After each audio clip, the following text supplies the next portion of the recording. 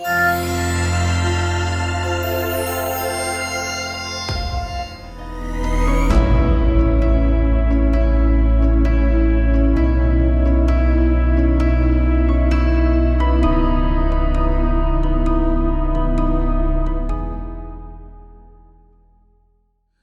chapitre 10, verset 25. Est-ce qu'on peut saluer Wave au Saint-Esprit?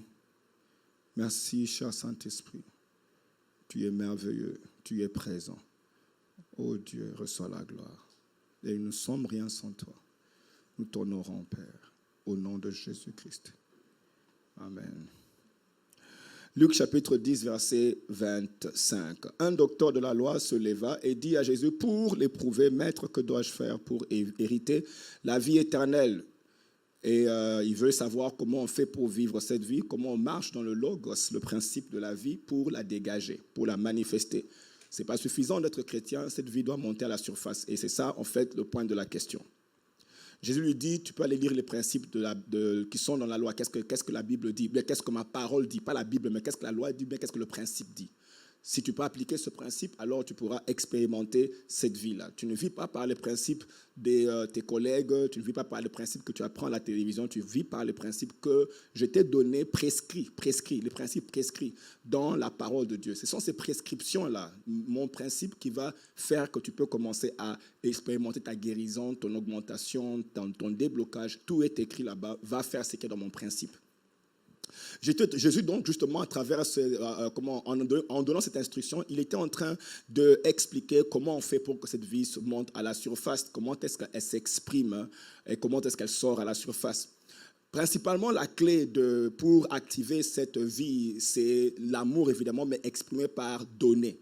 C'est le principe, en fait, qui se trouve dans la bénédiction d'Abraham que nous avons reçue. Nous avons reçu le principe de la vie de Dieu qui a été formulé à travers le principe, ou à travers la bénédiction d'Abraham. Qu'est-ce que la bénédiction d'Abraham dit? Elle dit dans Genèse chapitre 12, verset 2, « Je ferai de toi une grande nation. » Est-ce qu'on peut dire Amen? Et puis il dit, je te bénirai, est-ce qu'on peut dire Amen? Puis il dit, je rendrai ton nom grand, dis un peu Amen à ça. Et puis il dit, et tu seras une source de bénédiction, dis Amen à ça aussi. Alors il dit, je te rendrai une source de bénédiction. Voilà comment ta vie va fonctionner. Ta vie va fonctionner le mécanisme dans ta vie fera de toi une source de bénédiction. Lève-toi pendant quelques 5 secondes, toi qui me suis, nous tous ici. 5 secondes, dis un peu, wow, je suis une réserve, un réservoir. Oui, dis wow, dis un peu wow. Je suis une réserve, un réservoir, un puits. Alors, c'est pour ça que tu dois être content quand les gens viennent vers toi te demander. Dès qu'il y a une situation compliquée, tu dois commencer à célébrer parce que ta vie va monter. Parce que ta vie est provoquée justement là où il y a des besoins comme ça. Tu es provoqué. Ce qui est en toi cherche justement ces choses-là. Alors, quand les gens viennent vers toi, il faut célébrer le Seigneur. Quand ils viennent vers toi pour un sourire, ils viennent vers toi pour une question, ils viennent pour... Tout ça, là, il faut célébrer les gens. Même s'ils se jettent des pierres, célèbre Dieu parce qu'ils sont en train de chercher ta paix. Ta paix doit sortir. Il ne faut pas encore les embrouiller pire. Oui, ça veut dire, si tu refuses, si tu commences à te battre avec les gens, tu dis, mais pourquoi vous m'embêtez trop? Ça veut dire qu'il y a un problème dans le puits. Pas dans la réserve, mais le puits. Parce que la réserve est là. C'est comment est-ce que tu fermes le puits, ben tu l'as ouvert. Alors, tu dois être content quand les gens viennent. En fait, ça doit être ta sensibilité parce que c'est comme ça que ta bénédiction fonctionne. C'est pour ça que quand il y a des problèmes, la chose que Dieu va faire, c'est de te consulter, toi, pour les résoudre. Par exemple, il a regardé les disciples, il dit aux disciples qui sont venus se plaindre qu'il n'y a pas à manger et que ces gens sont en train de suivre Jésus partout. 3 jours maintenant, ils n'ont pas mangé. Alors, Jésus dit aux disciples, donnez-leur vous-même à manger. C'est vous qui êtes le puits. C'est comme ça que Dieu voit. Tu es la solution. Dieu te voit comme la solution. Pas un créateur de problèmes, mais un solutionneur. Donc, quand Dieu te voit, il dit, donne à manger. Pourquoi vous embrouillez? C'est vous, c'est toi qui es le stock. C'est toi qui es le puits. Et donc, vous pouvez même vous sentir dans la réponse de Jésus qui n'était pas content de la manière dont ils sont venus. Ils laissent des gens affamés et ils viennent se plaindre. Le problème avec les disciples, c'est qu'ils avaient une mauvaise attitude par rapport à donner. Vous voyez, le problème, ce n'était pas ce qu'il y a à donner. Le problème, c'était l'attitude qu'ils avaient. Vous voyez, par rapport à donner. Comme beaucoup de gens ont cette mauvaise attitude quand on parle de donner. C'est pour ça qu'aujourd'hui, beaucoup de pasteurs sont critiqués quand ils disent, quand ils sont connus comme des pasteurs qui font des collectes de fonds ou demandent de l'argent. Dire à ces pasteurs-là qui demandent de l'argent, sont tout le temps en train d'enseigner sur donner. Mais vous voulez qu'on enseigne quoi? Dieu a donné Jésus, Jésus a donné le Saint-Esprit. Nous, on vit par donner.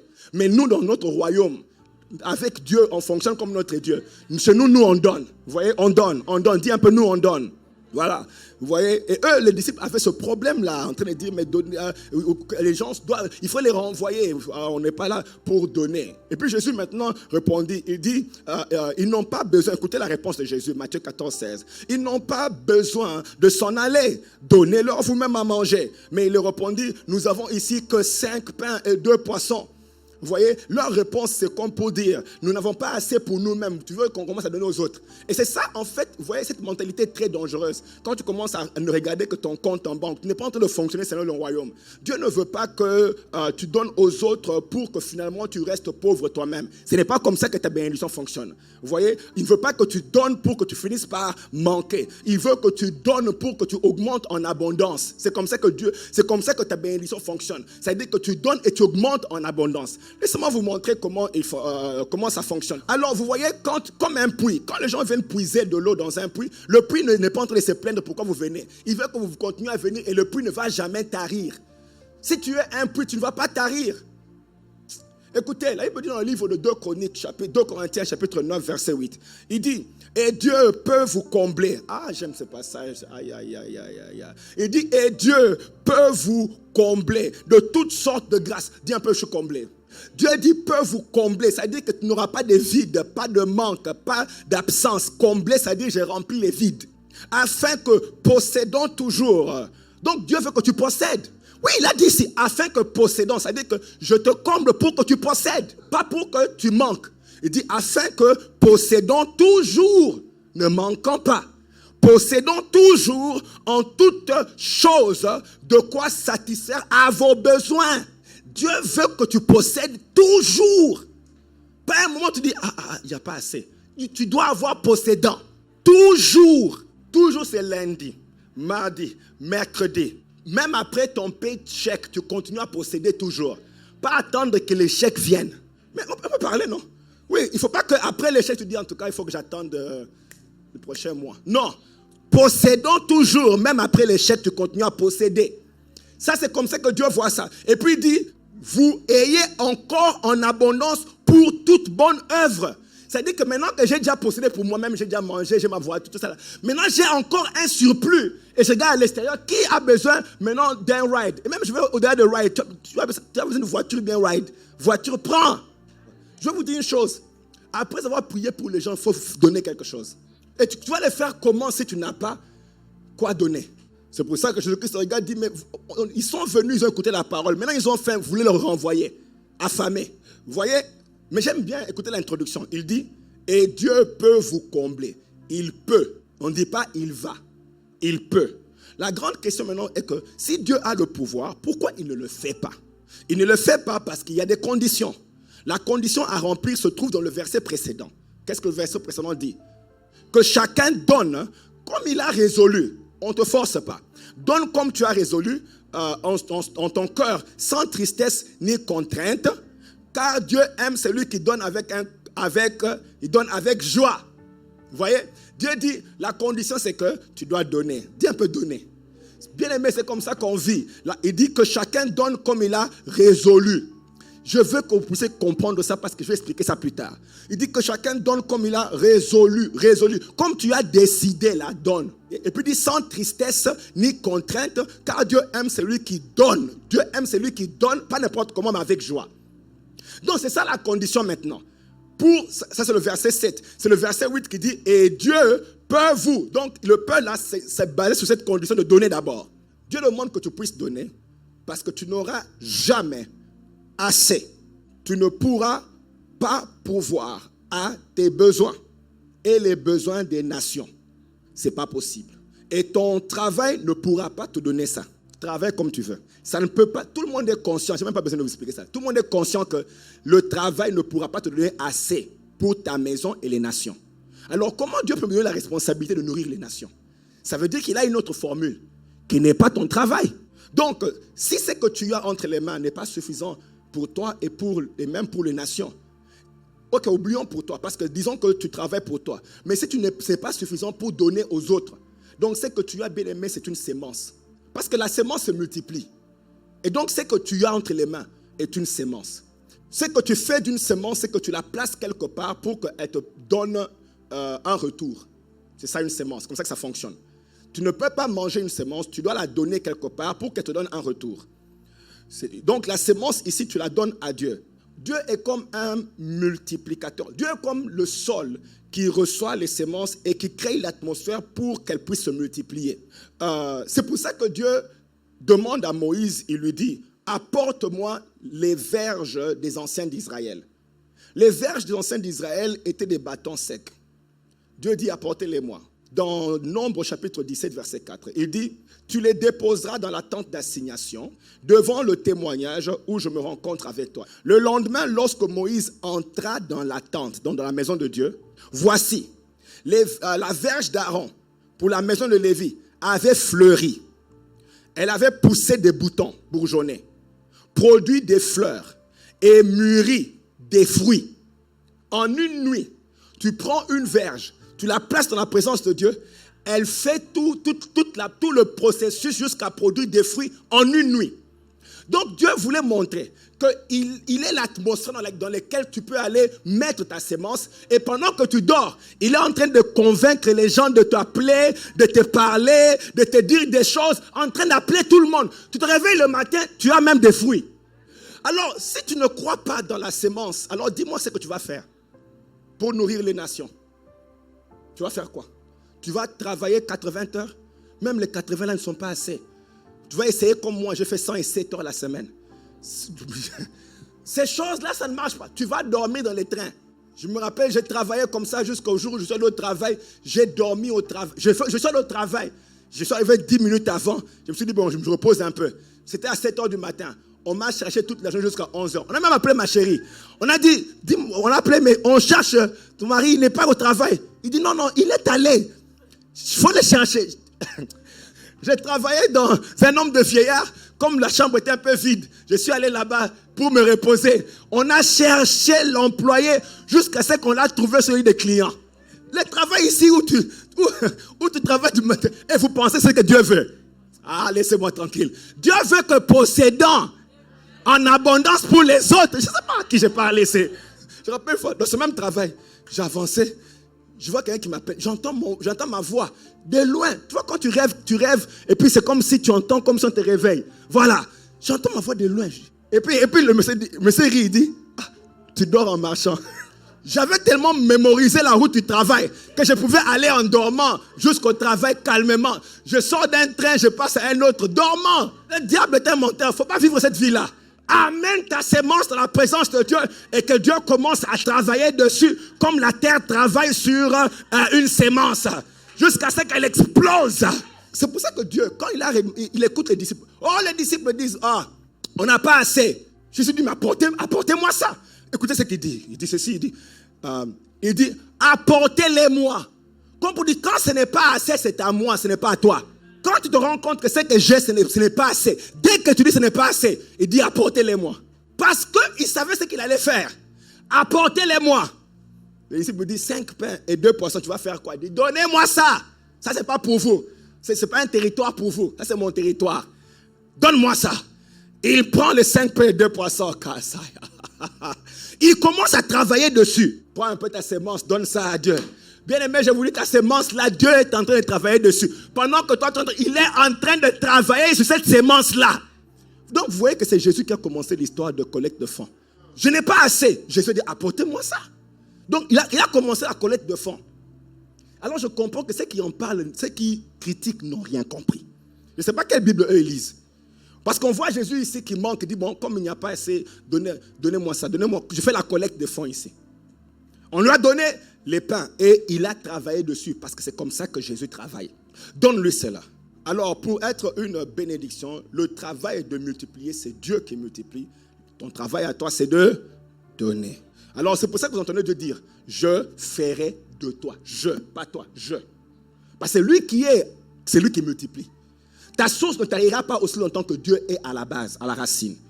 Alors, il dit, je ferai de toi une grande nation. Je te bénirai. Je te rendrai grand. C'est lui qui est le multiplicateur. Mais alors, je te pose la question, mais pourquoi quand je donne, je ne vois pas clair? Quand je donne, pourquoi je ne vois pas la multiplication? Première raison pour laquelle tu ne vois pas la multiplication, c'est d'abord l'état de ton cœur. Comment est-ce que tu as donné? Il dit que chacun donne comme il a résolu. sans tristesse ni contrainte, car Dieu aime celui qui donne avec un cœur joyeux. Donc avec joie. Autrement dit, quand tu viens déposer ta sémence, tu viens en dansant.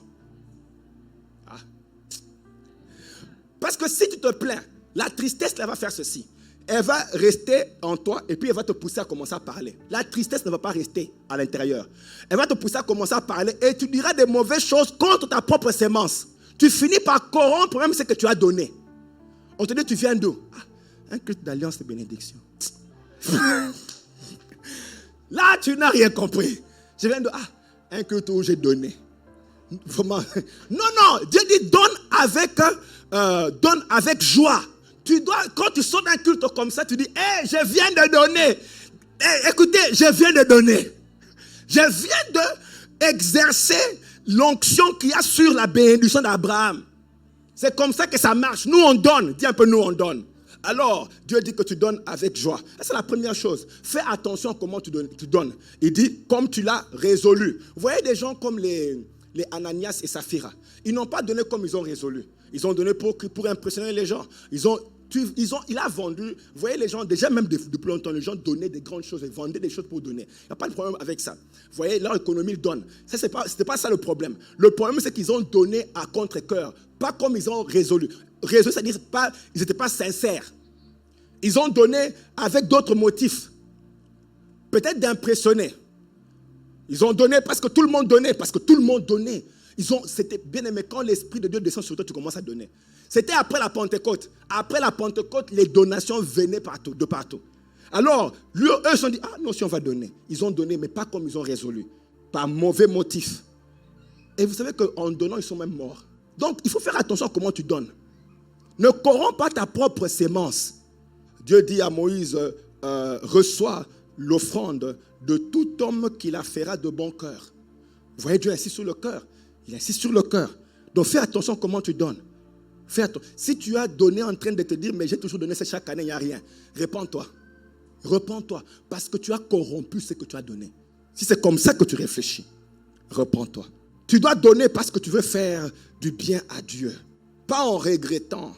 Si tu regrettes, alors tu n'as pas donné. Dis-moi un peu, est-ce que tu recevras quelque chose de quelqu'un? Ok. Il dit, prends alors. Comme tu as trop insisté, on m'a trop prêché tellement que prends seulement. Non.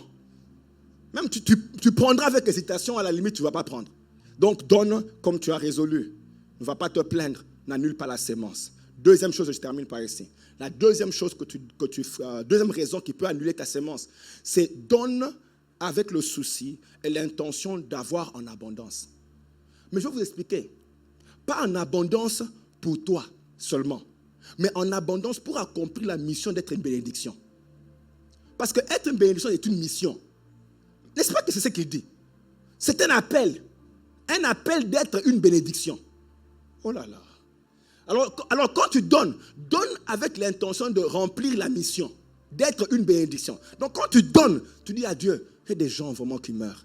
Fais de moi une bénédiction. C'est comme ça que tu donnes.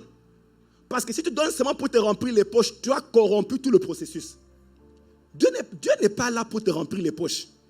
Il a un programme et il sait que les gens seront bénis par toi qui est la source. Donc il veut te faire de toi une bénédiction. Remarquez que qu'est-ce que c'est que Dieu a donné aux disciples, ce n'était pas pour eux. Mais vous connaissez l'histoire, non? Il a multiplié les pains. Rappelez-vous qu'il y avait 5000 hommes. 5000 hommes. Il a multiplié les pains. Pas pour les disciples. Parce qu'il y avait un besoin. Et il fallait nourrir les gens.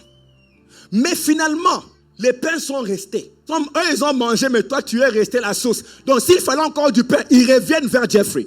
Si vous ne connaissez pas Jeffrey, il faut écouter nos messages, nos vieux messages. Vous allez découvrir ce qu'est Jeffrey.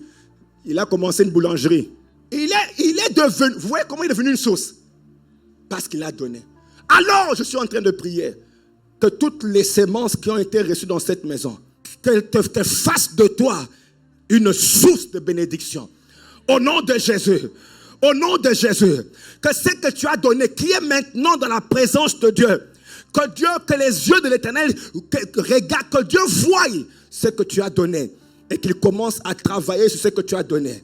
Que la puissance de la multiplication atterrisse sur cette sémence et qu'elle puisse t'augmenter. Que les gens soient dérangés et viennent vers toi pour faciliter ton augmentation au nom de Jésus. Que ce que tes mains vont toucher puisse se multiplier à grande vitesse.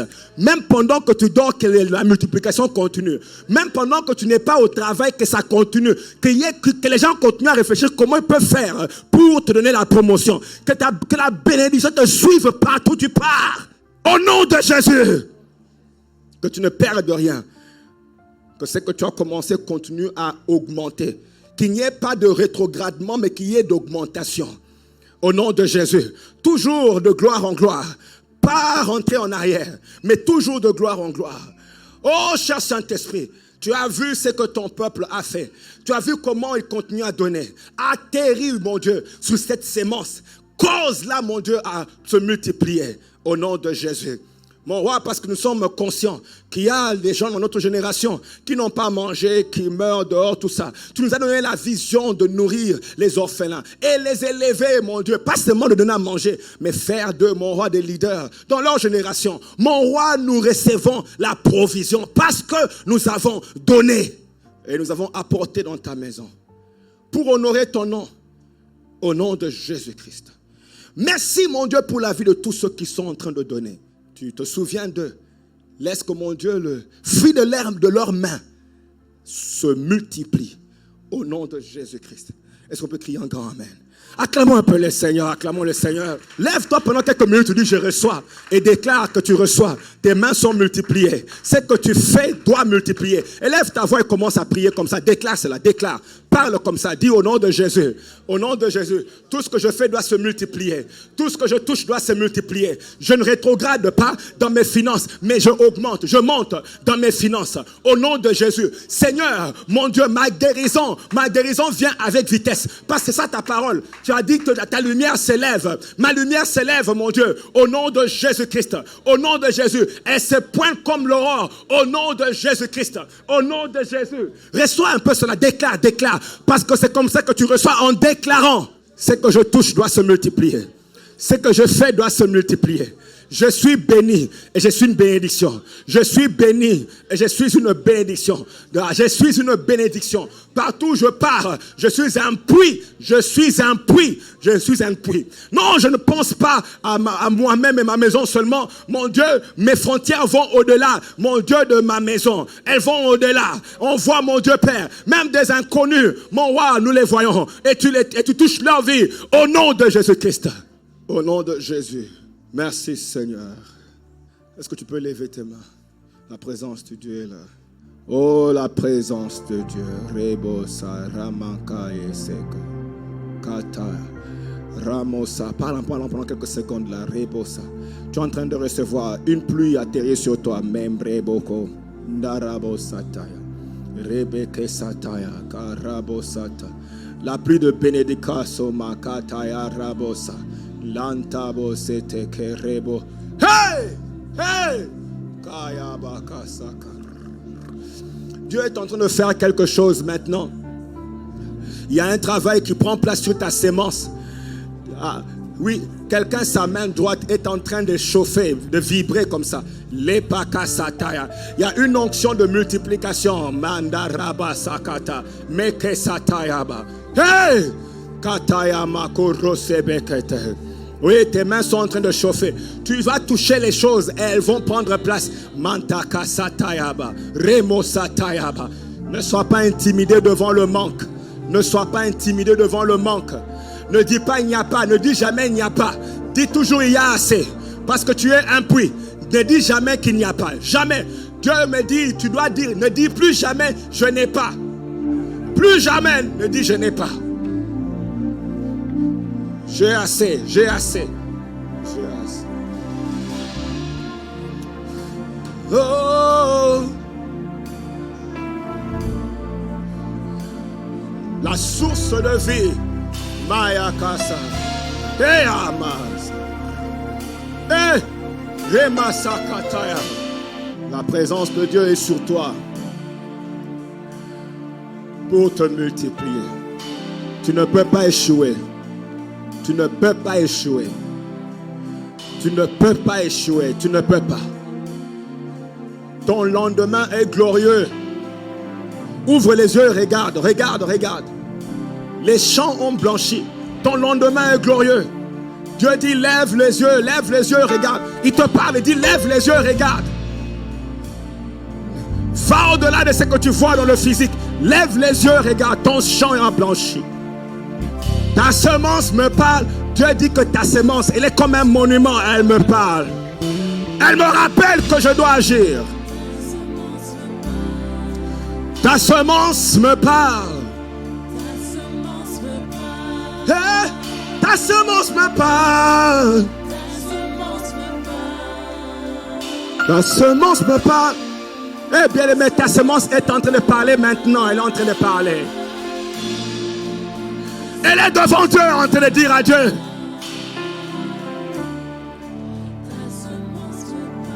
Vous voyez, bien aimé, Dieu me dit ceci. Prenons quelques 2 secondes. Nous allons prier pour les enfants que Dieu nous envoie.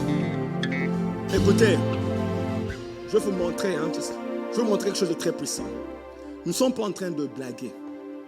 Pour vous montrer, je vous dis, je sais que Dieu a parlé. Mais pour vous montrer comment Dieu prouve, il y a une personne à qui Dieu a dit de faire un jeûne de 40 jours. Et Dieu lui a dit de mettre $50 chaque jour, 50 € chaque jour de son jeûne et prière. Ça, c'est depuis longtemps.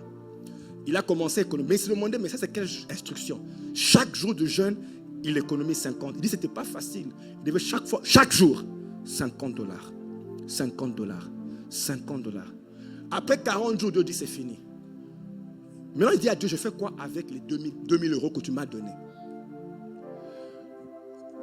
Alors, quelqu'un lui a parlé de nous. Il a commencé à suivre nos cultes. Toujours avec ces 2000 €. Et puis Dieu lui dit, voilà pourquoi j'ai économisé 2000 €. Mets ça pour les enfants. Oui, mets ça pour les enfants. Il dit, je suis venu, je commençais à vous suivre. Il est même entré dans le jeûne et prière qu'on a commencé. Il dit, je viens de terminer 40 jours, mais quand j'ai entendu, moi je me dis, mais nous, on est ici en train de savourer ces choses. Pourquoi on doit venir, on doit sauter dessus. Dieu demande à quelqu'un de faire un jeûne. Et puis il dit, tu gardes l'argent. Je vais te dire quoi faire avec l'argent. Et puis il lui dit, voilà pourquoi je te dis de garder cet argent. C'est pour l'orphelinat, les enfants. Alors Dieu me dit, il faut accompagner ça avec les prières. Est-ce qu'on peut prier pour les enfants là? Commençons à prier pour les enfants que Dieu nous a envoyés. Dis, Seigneur, amène la délivrance dans leur vie, la guérison dans leur vie. Amène la réparation, la restauration dans leur cœur. Mon Dieu, donne-nous la sagesse de les élever, afin qu'ils deviennent des champions. Élevons nos voix. Et prions pour eux. On y va. Oh mon Dieu, nous t'amenons ces enfants. Mets ta main sur eux. J'étais tellement touché quand j'ai entendu ces témoignages. Je dis, waouh, nous, Sava Church, nous servons un Dieu vivant. Oui, nous servons un Dieu vivant. Et je suis convaincu que Dieu va continuer à toucher des gens comme ça. Et nous allons vraiment avancer avec ce projet et les autres projets que Dieu a mis à cœur.